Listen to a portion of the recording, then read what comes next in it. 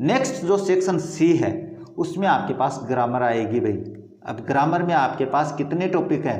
5 topic हैं और पांचों टॉपिक के आपके क्वेश्चन आने हैं। अब मैं आप लोगों को क्वेश्चन समझाता हूं भाई। अब इसमें अगर आप ये भी समझ तो आप ग्रामर में क्वेश्चन गलत नहीं करने वाले हो। अब देखो क्वेश्चन नंबर 6 है, वो आपके पास क्या है? Fill in the blanks with appropriate form of the verbs given in the bracket. यानी आपके पास वर्ब है उसकी सही फॉर्म भरनी है।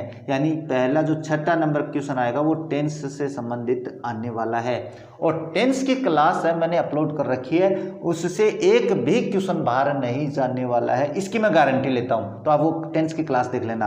अब देखो इसमें पहला क्वेश्चन पढ़ते हैं, शी फोन्ड मी।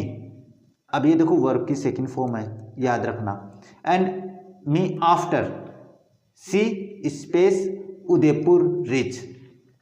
अब ये मैंने आप लोगों को अपनी टेंस की क्लास में समझा रखा है कि जब दो वाक्य आफ्टर से जुड़ते हैं तो आफ्टर के पहले पास्ट इंडिफिनिट का प्रयोग होता है। तो इसमें बना रखा है भाई पास्ट इंडिफिनिट वर्ब की सेकंड फॉर्म दे रखिए। और इसके बाद में आपको पास्ट परफेक्ट का प्रयोग करना है। किसका प्रयोग करना है? पास्ट परफेक्ट का प्रयोग करना होता है। तो इसमें क्या करोगे? पास्ट परफेक्ट कैसे बनेगा? हैड प्लस वर्ब की थर्ड फॉर्म। तो क्या हो जाएगा फिर? हैड रीच्ड, और ये आपका वाक्य हो जाएगा कंप्लीट। इस तरीके से। अब देखो दूसरा देखते हैं, एस संजी sir space us every day. जिस वाक्य में एवरी प्लस टाइम होता है, आप मेरी क्लास में देख लेना, बिल्कुल वैसा ही यूज किया मैंने। जिस वाक्य में एवरी प्लस टाइम होता है वो वाक्य आपके पास प्रेजेंट इंडिफिनिट का बनता है। और प्रेजेंट इंडिफिनिट का अगर सिंपल वाक्य हो तो उसमें अपन क्या करते हैं? वर्ब की फर्स्ट फॉर्म प्लस एस या ईएस लगाते हैं।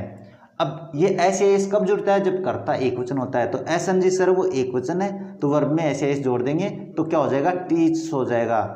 और इसमें ईएस जोड़ देंगे, सी एच है भाई यहाँ पे। इस तरीके से आपका ये वाक्य कंप्लीट हो जाता है। बहुत ही आसान है, ज़्यादा टफ नहीं है, क्योंकि आपने अगर मेरी क्लास देख लेते हो तो मैं गारंटी लेता हूँ भाई। नेक्स्ट है आप लोगों के पास, I space to Ajmer with Ravindra yesterday.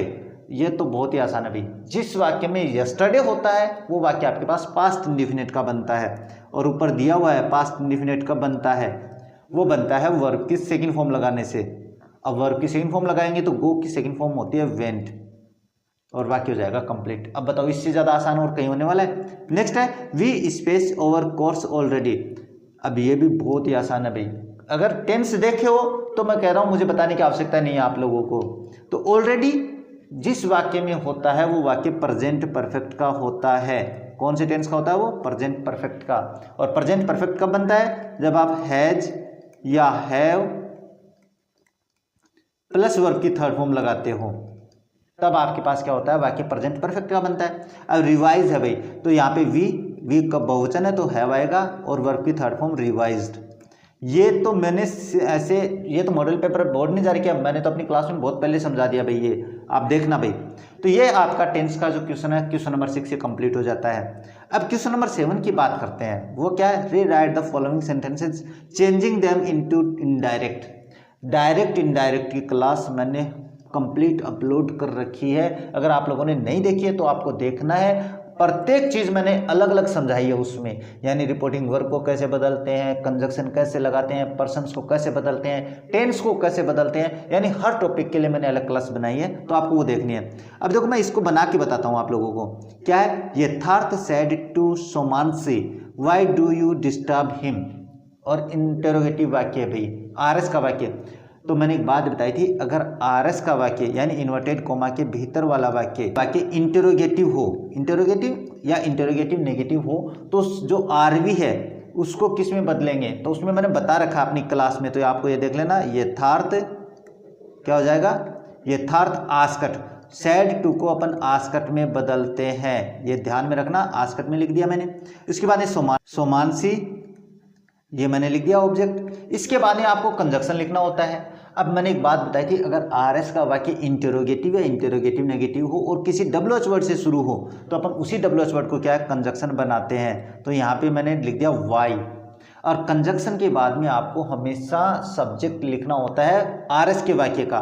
तो यू है इसमें। अब यू कौन सा पर्सन है? सेकंड पर्सन है। और सेकंड पर्सन आरवी के किसके अनुसार बदला जाता है भाई? तो ये मैंने, अगर आप लोगों ने क्लास देखी है तो वो बदला जाता है आपके पास ऑब्जेक्ट के अनुसार। अब ऑब्जेक्ट क्या है इसमें, तो ऑब्जेक्ट आप लोगों के पास समान सी लड़की है, तो यहाँ पे यूज सब्जेक्ट है तो इसको अपन सी में चेंज कर देंगे, तो सी लिख दिया। इसके बाद में टेंस कौन सा, प्रेजेंट इंडेफिनिट का इंटेरोगेटिव वाक्य है, तो इसको अपन पास्ट इंडेफिनिट का सिंपल बनाएंगे। सिंपल बनाएंगे तो पास्ट इंडेफिनिट का सिंपल वाक्य बनेगा डिस्टर्ब्ड। ये मैंने अपनी क्लास में बता रखा भाई, पक्का आएगा प्रेजेंट इंडेफिनिट का वाक्य 100% डिस्टर्ब्ड, और थर्ड पर्सन को अपन नहीं बदलते हैं तो हो जाएगा हिम, और फुल स्टॉप मार्क लगा देते हैं, इंटेरोगेटिव मार्क है उसको हटा देते हैं। तो ये देखो मैंने हटा दिया यहाँ पे। अब ये तो हो गया आपके पास नंबर 1। दूसरा है mother said to me don't play in dust. अब यहाँ पे जो मम्मी है वो उसने मुझसे कहा भाई कि धूल मिट्टी में मत खेलो, तो मम्मी का ये क्या होता है, मम्मी की सलाह भी होती है। मम्मी अपन को आदेश भी कर सकती है, जो आपके दिमाग में आए वो कर सकते हो, कोई गलत नहीं है। तो यहाँ पे आपके पास 2 तरीके हैं, ये दोनों तरीकों से बनाऊंगा भाई मैं, और दोनों तरीकों में जो आपको सरल लगे वो कर देना। पहला तो बनाए अपने जो नॉर्मल तरीका है वो, जिसमें अपन क्या है सैड टू को एडवाइस में चेंज करेंगे। एडवाइज्ड या सजेस्टेड, जो आपके दिमाग में आए वो कर सकते हो मम्मी के लिए, एडवाइज्ड मी।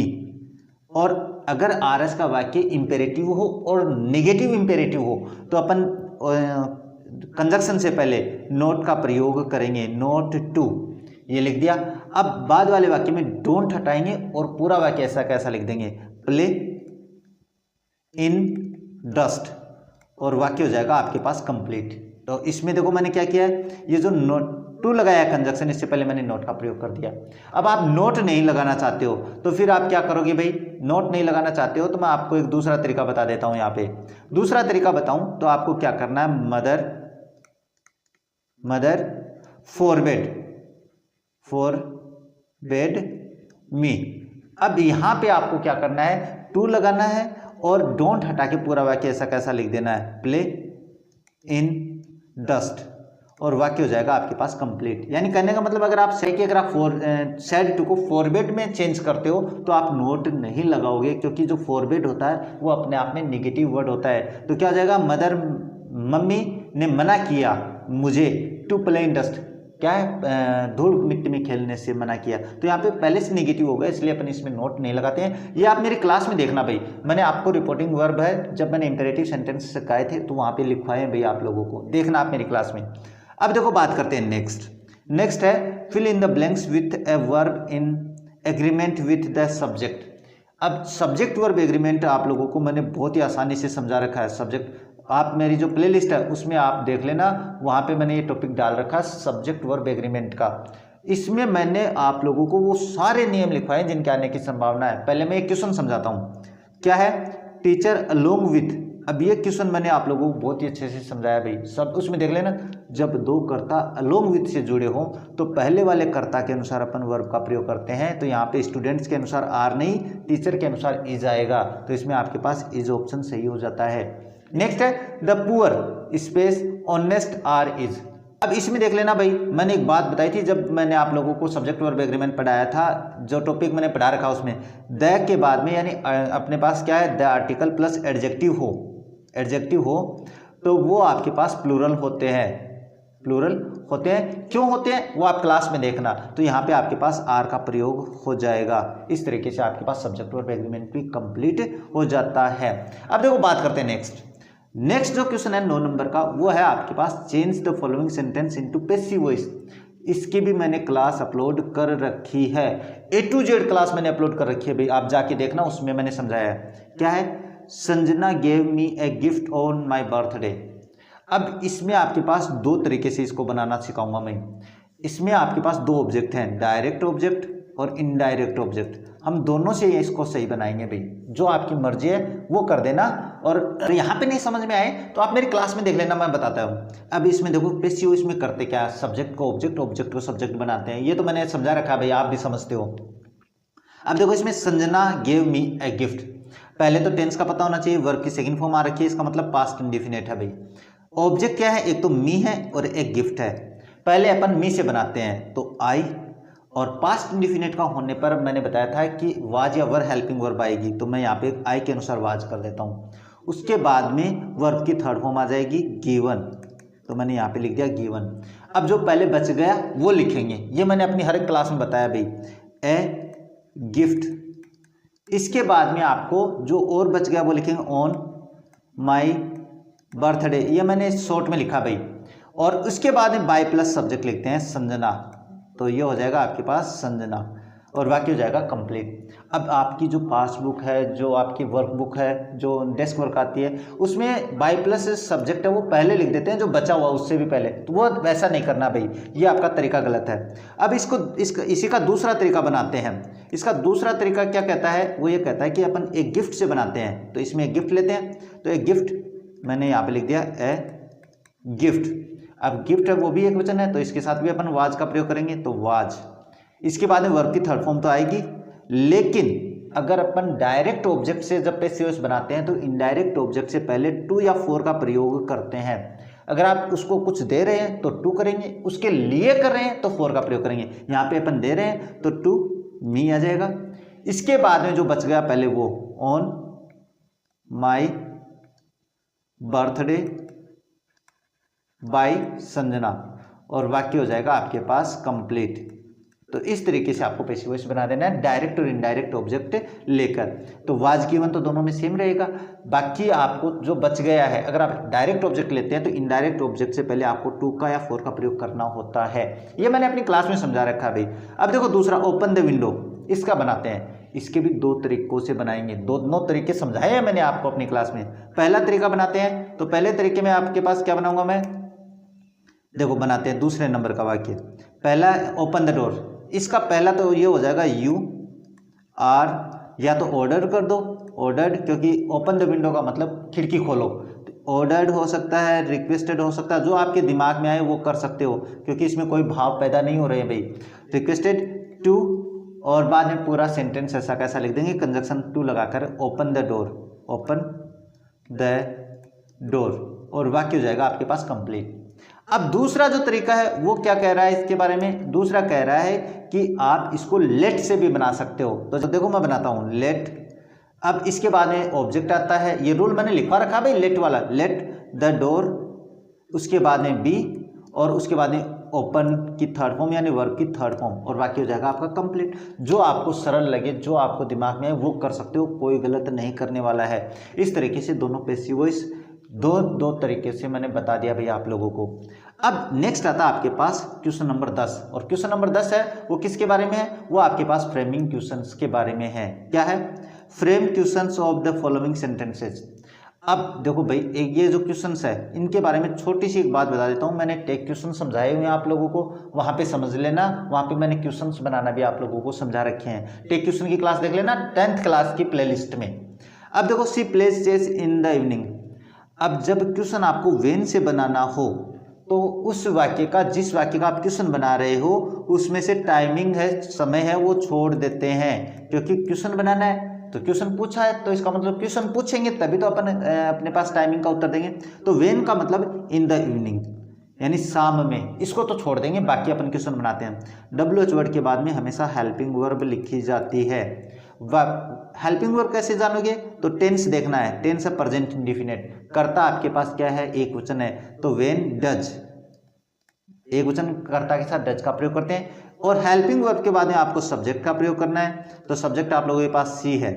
अब यहाँ पे तो सी है, लेकिन अगर यहाँ पे कर्ता आपके पास आई हो यानी फर्स्ट पर्सन हो तो फर्स्ट पर्सन को सेकंड पर्सन में चेंज करना है जैसा रूप है, और सेकंड पर्सन हो तो उसको अपने पास फर्स्ट पर्सन में चेंज करना है। ये आपको थोड़ा सा दिमाग में रखना है, तभी वाक्य सही होगा। इसके बाद में ही, और उसके बाद में वर्ब की फर्स्ट फॉर्म आएगी भाई, डज के साथ हमेशा वर्ब की फर्स्ट फॉर्म आती है, तो मैं यहाँ पे लिख देता हूँ। इसके बाद में आपके पास कुछ बचा नहीं है, क्योंकि इन द इवनिंग तो टाइम है, वेन ऑब्जेक्ट चेस, और वाक्य हो जाएगा आपके पास इंटरोगेटिव मार्क। अब सपोजिंग करो ये क्वेश्चन है वो व्हाट से शुरू होता भाई, व्हाट से शुरू होता, तो फिर आप व्हाट का जो आंसर है वो हटा देते भाई।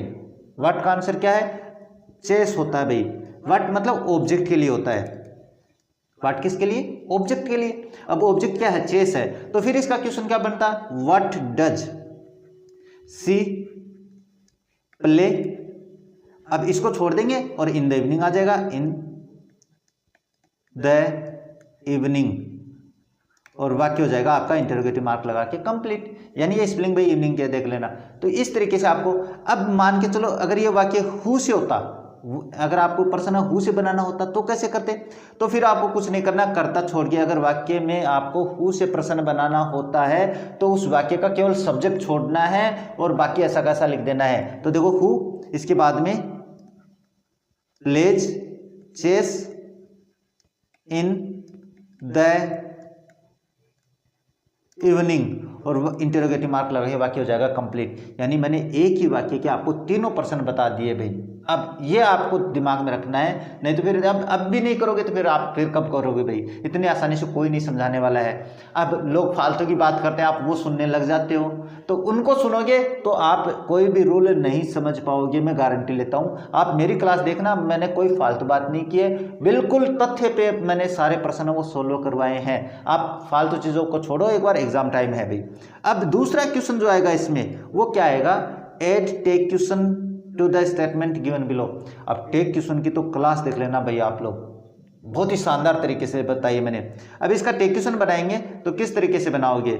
Arun can not drive A car, Arun एक कार नहीं चला सकता है। तो जो स्टेटमेंट आपके पास निगेटिव हो उसका टेक क्वेश्चन पॉजिटिव बनता है, यानी उसका टेक क्वेश्चन केवल हेल्पिंग वर्ब प्लस सब्जेक्ट होता है और सब्जेक्ट हमेशा प्रोनाउन लिखा जाता है, याद रखना भाई।